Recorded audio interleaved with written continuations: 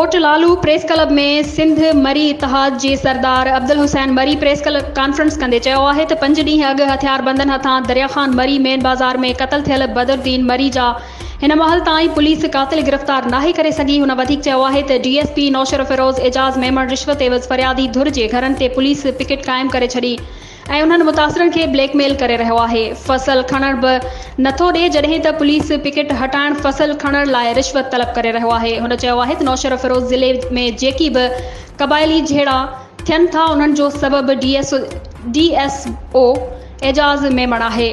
मां IG Sindh DIG शहीद Benazirabad SSP नौशर Firoz खे अपील थो कयां त बदरुद्दीन मरी जा कातिल गिरफ़्तार कया वञनि ऐं फौरी तौर DSP एजाज़ मेमण खे हटाए उन ख़िलाफ़ कानूनी कार्रवाई कई वञे। ॿी सूरत में सिंध मरी इतिहाद पारां SSP नौशर फिरोज़ जे ऑफिस अॻियां धरणो हयो वेंदो।